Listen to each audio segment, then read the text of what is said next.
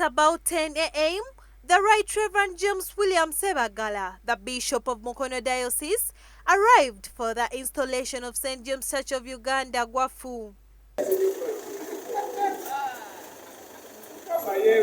Started in 2014, St. James is now a City Parish Church.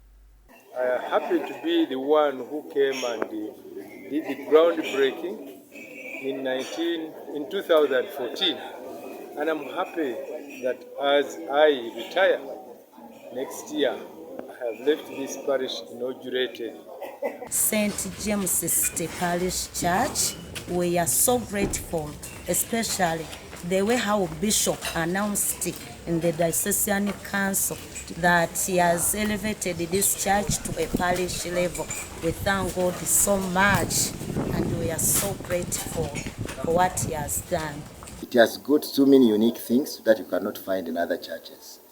This church is a storied building where we hope to have some Christians seated in the gallery, and we have a hope of putting a main hall where the Sunday school children will be praying from. Even making a hall that will help the Christians when they are making their celebrations, like the weddings.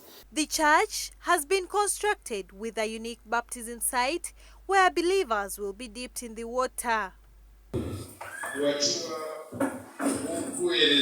This is the second of its kind in the province of Church of Uganda.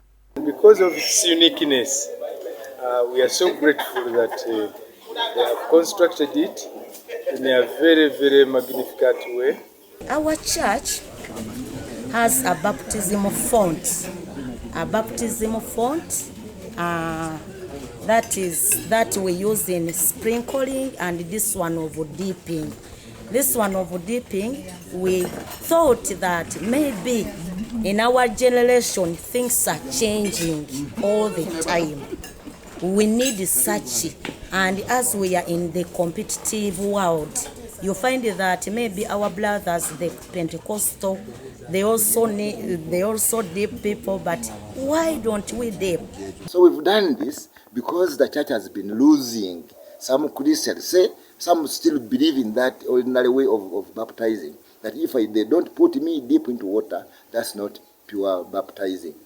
The bishop then installed the church as a parish. Omulundi gumu, emirundi ebiri, emirundi esatu, tumenya lya kitako n'omwana, n'omutukuvu era wankaaki avuddwawo.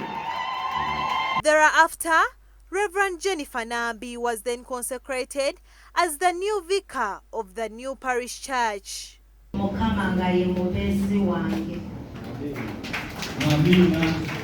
We asked Reverend Jennifer Nambi on how prepared she is to take over the new role.